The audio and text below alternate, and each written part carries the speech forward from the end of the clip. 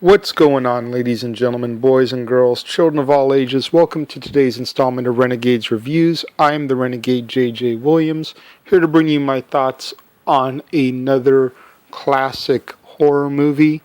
This one, another one of the Universal monsters, the Wolfman. I'm taking a brief sidestep today from the Frankenstein Saga because, as I discussed in yesterday's Ghost of Frankenstein review, the next part of the Frankenstein Saga is Frankenstein meets the Wolfman. Well, we can't talk about that movie until we've talked about the Wolfman. So here we go, like I said, taking a brief sidestep. My most favorite of the Universal monsters, hand down, and quite possibly my favorite horror movie of all time. Released in 1941, The Wolfman tells the tale of a practical man who returns to his homeland, is attacked by a creature of folklore, and infected with the horrific disease that his disciplined mind tells him cannot possibly exist. This movie stars Lon Chaney Jr. as Lawrence Talbot, aka the Wolfman, Claude Rains, who had been the Invisible Man for Universal a few years prior in the role of Sir John Talbot, Larry's father. Universal regulars Ralph Bellamy and Patrick Knowles pop up in this movie, as does Bela Lugosi as the Gypsy Bela, the original werewolf for this story, the man who attacks Larry in the forest and via the attack bites Larry, which ends up turning him into the Wolfman that we all know. Evelyn Ankers, who was in The Ghost of Frankenstein, returns as the love interest Gwen Conliffe in this movie. And I know I'm going to butcher this name, Maria Ospinskaya as Maliva, the gypsy woman, who is a mentor of sorts to Bela and then to Larry, the Wolfman. I love this movie for a number of reasons. One, Lon Chaney Jr. just gives a tremendous performance with all that makeup on his face in an era where we didn't need CGI and heavy special effects to convey monsters. You know, all of these old Universal monsters were guys in face makeup, or in the case of like the Gill Man, the creature from the Black Lagoon, it was a man in a suit. You know, all of these roles, and especially the Frankenstein monster, Dracula, and the Wolfman respectively, were all men who we could see their facial expressions and the emotions on their face conveyed in their acting, which is just something that, even though you can achieve it with computer graphics and computer animating and CGI of monsters today, it's just not the same in my personal opinion.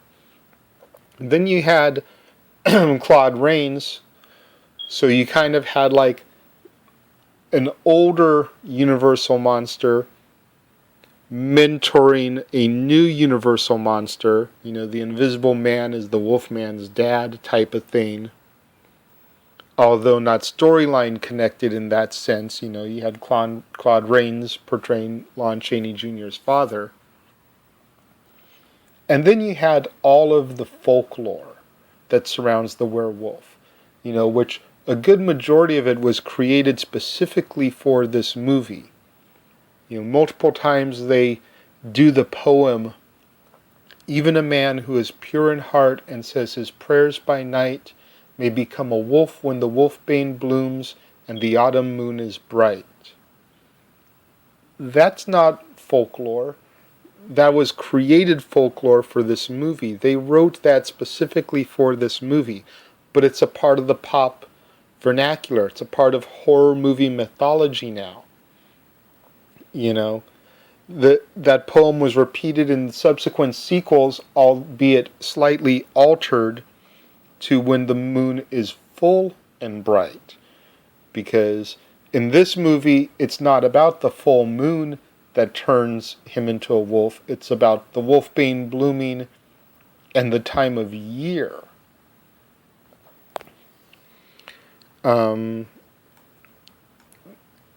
Like I said, this is by far my most favorite of the Universal monsters.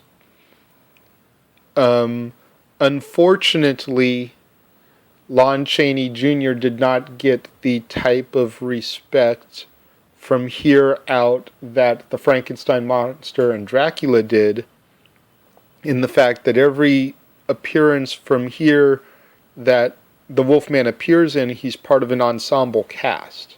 You know, Frankenstein meets the Wolfman, House of Dracula, House of Frankenstein, Abbott and Costello meet Frankenstein.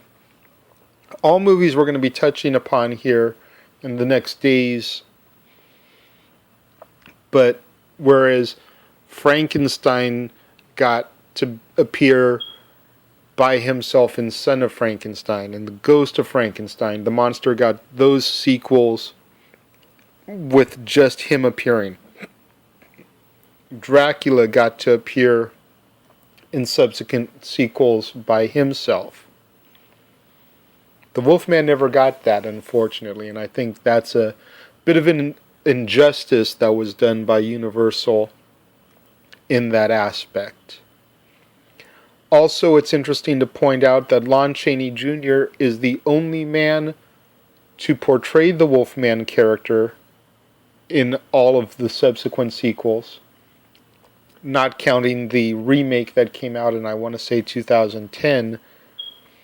Clearly by then he wasn't the Wolfman, it was a remake, but for all of these original Universal monster movies, Lon Chaney Jr. was the sole Wolfman, whereas multiple people played Dracula and the Frankenstein monster.